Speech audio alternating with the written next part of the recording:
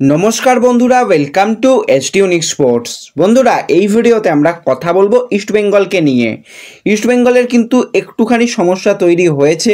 Pre সিজনের সময় কিন্তু একাধিক প্লেয়ার ইনজুরি পেয়েছে, তো প্রতিটা প্লেয়ারকে নিয়ে কিন্তু ধরে ধরে আলোচনা রয়েছে।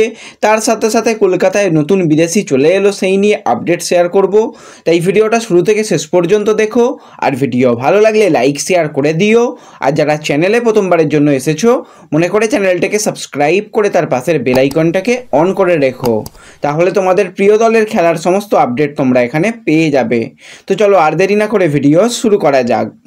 তো প্রথমেই যদি আমরা একটুখানি ইস্ট বেঙ্গলের প্রস্তুতি নিয়ে কথা বলি, তো কোচ কার্লেস কোয়াদ্রাত কিন্তু একটু বেশি দিনের প্রস্তুতি চেয়েছিল। কারণটা হচ্ছে ইস্ট বেঙ্গলের টুর্নামেন্ট যেরকম ডুরান্ড কাপ রয়েছে, তার থেকেও বড় টুর্নামেন্ট ইস্ট বেঙ্গলের হচ্ছে এএফসির কোয়ালিফিকেশনের ম্যাচ। তো সেই দিকে কিন্তু অবশ্যই ভালোভাবে যাতে ফিজিক্যাল ফুটবলও খেলা যায়, সেই জন্য অনেক দিন আগে থেকে প্রি সিজন মোটামুটি ভারতীয় প্লেয়ার তারা সবাই জয়েন করে গেছে। নতুন কিছু প্লেয়ার পরে হয়তো অ্যাড হতে পারে, সেটা পরের ব্যাপার। বাদবাকি 5 জন বিদেশি প্লেয়ারও কিন্তু এসে গেছে। এবার ফুটবল বডি কন্ট্যাক্ট গেম, সেখানে কিন্তু অবশ্যই চোট আঘাত ইত্যাদি ইত্যাদি অনেক রকম সমস্যা আসবে। তো সেই জায়গাতেই বেশ কিছু প্লেয়ারের সমস্যা হচ্ছে। প্রথমে বলবো প্রভাত লাগড়া কিন্তু একটুখানি রিহ্যাব করছে। তার আসলে ইনজুরিটা কোথায় সেই নিয়ে তো অফিসিয়ালি কিছু আসেনি, সেই জন্য বলাটাও ঠিক উচিত নয়। খুব একটা সিরিয়াস নয় এটুকু বলতে পারি। ম্যাচের মধ্যে সে থাকবে, হয়তো 90 মিনিট তাকে না ব্যবহার করা গেলেও মোটামুটি শেষের দিকে 20 মিনিট 30 মিনিট করে কিন্তু কোচ কার্লেস কোয়াদ্রাত অবশ্যই গেম টাইম দেওয়ার চেষ্টা চালাবে। তো এটা তো গেল প্রভাত লাগড়াকে নিয়ে ব্যাপার। এছাড়া যদি আমরা কথা বলি ভিষ্ণুকে নিয়ে, তো ভিষ্ণুরও কিন্তু হালকা ইনজুরি রয়েছে। সিএফএল স্কোয়াডেও ভিষ্ণু রয়েছে, ইস্ট বেঙ্গলের সিনিয়র দলের সঙ্গেও প্র্যাকটিস করছে। তো খুব একটা তাকে নিয়ে চিন্তার কোনো কারণ নেই।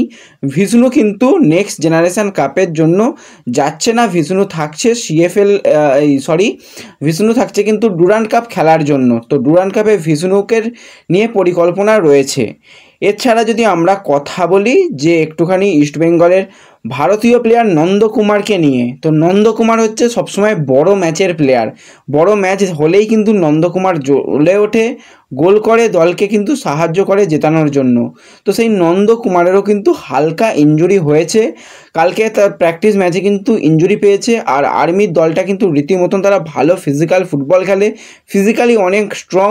অবশ্যই এরকম আরও কিছু যদি প্রতিপক্ষর সঙ্গে খেলা যায় তাহলে কিন্তু ইস্ট বেঙ্গলের জন্য সেটা আখেরে ভালো হবে, কারণ পরবর্তী সময় এএফসিতে কিন্তু অনেক বেশি ফিজিক্যাল ফুটবল হয়। এখন যেমন দুজন প্লেয়ারে ধাক্কাধাক্কি করলেই আইএসএলে বাঁশি বাজিয়ে দেওয়া হয়, সেখানে ফাউল দেওয়া হয়, কিন্তু এএফসিতে অনেক খেলাটাকে অ্যালাউ করা হয়, খুব কম কিন্তু বলতে গেলে খেলা স্টপ করা হয়। সেই জায়গায় ফিজিক্যাল ফুটবল হবে। তো সেই জায়গায় যদি এরকম দলের সঙ্গে খেলা যায় সেটা কিন্তু ইস্ট বেঙ্গলের জন্য ভালো হবে। তো সেই জায়গায় নন্দকুমার কিন্তু একটুখানি গ্রাউন্ডের মধ্যেই ইনজুরি পেয়েছে। শোনা গিয়েছিল তার হাঁটুতে ইনজুরি। আজকে একটা এমআরআই রিপোর্ট আসবে, মোটামুটি রাতের দিকে যদি আপডেট এসে যায় সেটা ফেসবুকে জানিয়ে দেবো। তাছাড়া যতটুকু মোটামুটি আপডেট পেলাম খুব একটা অসুবিধা নেই, কয়েকদিন হয়তো বিশ্রাম নেবে বা রিহ্যাব করবে, তাহলেই কিন্তু নন্দকুমার সে কিন্তু ডুরান্ড কাপ খেলবে। নন্দকুমারকে নিয়েও কোনো চিন্তার ব্যাপার নেই। হিজাজি মাহেরেরও কিন্তু হালকা ইনজুরি হয়েছে। হিজাজি মাহের কিন্তু কনুয়ের গুঁতো খেয়ে তার দাঁতে ভালো রকম ইনজুরি হয়েছে। দাঁত পুরোপুরি ভেঙে গিয়েছিল কিনা সেই নিয়ে নিশ্চয়তা নেই আমার কাছে, কিন্তু হিজাজি মাহের নিজস্ব সোশ্যাল মিডিয়াতে তার দাঁতে ইনজুরি, সে কিন্তু ডক্টরের কাছে গেছে, যেগুলো যা করার সেগুলো করার জন্য সেটা কিন্তু নিজস্ব সোশ্যাল মিডিয়াতে শেয়ার করেছে। তার খেলতে খুব একটা অসুবিধা হবে না, হয়তো দাঁতের ব্যাপার তো একটু ব্যথা থাকতে পারে, কিন্তু তাও তাকে দ্রুত সুস্থ করার চেষ্টা চলছে। আর কদিন বাদেই ডুরান্ড কাপ শুরু, তার আগে কিন্তু কয়েকটা ইনজুরি ইস্ট বেঙ্গলের জন্য একটু প্রবলেম হচ্ছে।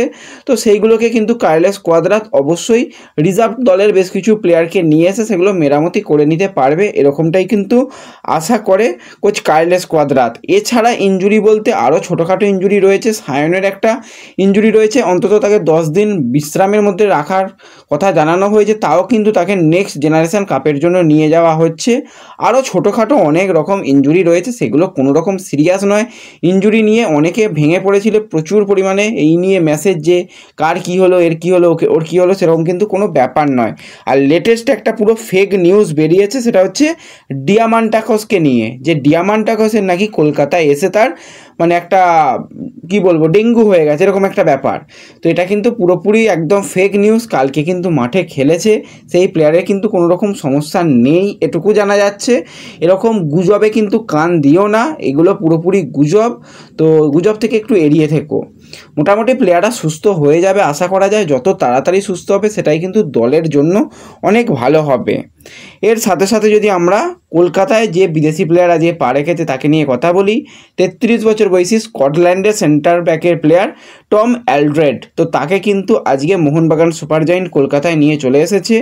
আজকে কিন্তু ইস্টবেঙ্গলের রিজার্ভ টিম বা সিএফএল স্কোয়াডে যে সমস্ত প্লেয়াররা রয়েছে তারা যেরকম প্র্যাকটিস করছিল সেই জায়গাতে কিন্তু মোহনবাগানের মাঠে আজকে টম অ্যালড্রেডকেও মাঠে দেখা যায় হালকা অনুশীলন করেছে, হালকা প্র্যাকটিস করেছে। সেরকমভাবে এখন তো কোচ যেহেতু আসেনি, তো সেরকম খুব একটা প্র্যাকটিস না করলেও হালকা কিন্তু প্র্যাকটিস আজকে করেছে টম অ্যালড্রেড। বাকি বিদেশি প্লেয়াররাও কিন্তু খুব তাড়াতাড়ি চলে আসবে। ডিমিট্রি পেট্রাটোস সেও কিন্তু ভিসা পেয়ে গেছে, তার সাথে সাথে জ্যামি ম্যাকলারেন সেও কিন্তু ভিসা পেয়ে গেছে। তারা কিন্তু দ্রুত কলকাতার উদ্দেশ্যে রওনা দিচ্ছে। আর মোটামুটি তোমরা জানোই যে 28 তারিখের মধ্যেই সমস্ত প্লেয়ারদের চলে আসতে বলা হয়েছে। তার সাথে সাথে কোচ মলিনাও কিন্তু চলে আসবে। তারপরে কিন্তু জোর কদমে প্রস্তুতি পর্ব শুরু করে দেবে মোহনবাগান সুপার জায়েন্ট। তো এই ভিডিওতে এটুকুই আলোচনা করার ছিল। ভিডিও ভালো লাগলে লাইক করে দিও, চ্যানেলে প্রথমবারের জন্য এলে চ্যানেলটাকে সাবস্ক্রাইব করে দিও, ফেসবুক পেজ থেকে ভিডিও দেখলে ফেসবুক পেজটাকে ফলো করে নিও এবং ভিডিও একটু সকলের সঙ্গে শেয়ার করে দিও। তো দেখা হচ্ছে পরবর্তী ভিডিওতে। ধন্যবাদ।